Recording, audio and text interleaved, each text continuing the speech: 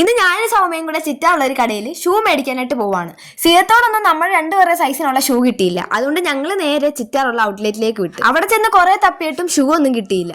പിന്നെ ഒരു ചെരുപ്പും വേണമായിരുന്നു. അങ്ങനെ അവിടുന്ന് ഒരു ചെരുപ്പ് എടുത്ത് ഞങ്ങൾ നേരെ ഇറങ്ങി അടുത്തുള്ള കടയിൽ കയറി. ഒരു കടയല്ല, ഒത്തിരി കട കയറി ഇറങ്ങിയിട്ടാണ് അവസാനം സൈസ് കിട്ടുന്ന ഒരു ഷൂ ഉള്ള കടയിൽ ചെന്ന് കയറിയത്. കുറച്ച് തപ്പിയിട്ടാണെങ്കിലും സൗമ്യയുടെ സൈസിനുള്ള ഷൂ ആ മാമൻ എടുത്തു കൊടുത്തു. എന്റെ സൈസ് കിട്ടുമെന്ന് കൺഫ്യൂഷൻ അടിച്ചിരുന്നപ്പോഴാണ് പുള്ളി പറഞ്ഞത് വളർച്ചയില്ലാത്തതുകൊണ്ട് ആ ഷൂ കിട്ടാത്തതെന്ന്. 24 വയസ്സ് വരെ നീളം വെക്കും, 24 കഴിഞ്ഞാൽ വണ്ണം വെക്കും.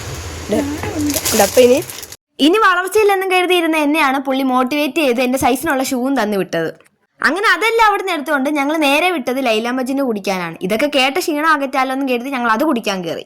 അത് കഴിഞ്ഞ് ഞങ്ങൾ ബസ്സിൽ കയറി നേരെ ഹോസ്റ്റലിലെത്തി. ഞങ്ങളെത്തിയപ്പോൾ ഞങ്ങളെ സ്വീകരിക്കാൻ വീട്ടിൽ നിന്ന് മീര വന്നിട്ടുണ്ടായിരുന്നു. അവിടെ ഭയങ്കര മഴയാ, പനിയും പിടിച്ച് അങ്ങോട്ട് ചെല്ലണ്ടെന്നും പറഞ്ഞ് അമ്മ നൈസിന് എന്നെ ഒഴിവാക്കി. പിന്നെ വീട്ടിൽ പോയിട്ട് വന്നവര് നാരങ്ങാവെള്ളം ജ്യൂസും ഒക്കെ കൊണ്ടുവന്നു. രാത്രി ആയപ്പോൾ ആഷ്ലി വന്ന്. ആഷ്ലിയുടെ കയ്യിൽ അർജുൻ അലുവ മേടിച്ച് കൊടുത്തുവിട്ടിട്ടുണ്ടായിരുന്നു. പിന്നെ അലുവയൊക്കെ തിന്നിരുന്നപ്പോഴാണ് ആഷ്ലിയുടെ പപ്പ ചക്ക കൊടുത്തു വിട്ടെന്ന് പറഞ്ഞത്. പിന്നെ നമ്മൾ ചക്കയൊക്കെ തിന്ന് ഇന്നത്തെ ഒരു ദിവസം അങ്ങ് അവസാനിപ്പിച്ചു. അപ്പൊ ഇന്നത്തേക്ക് ഇത്രേ ഉള്ളൂ. ബൈ.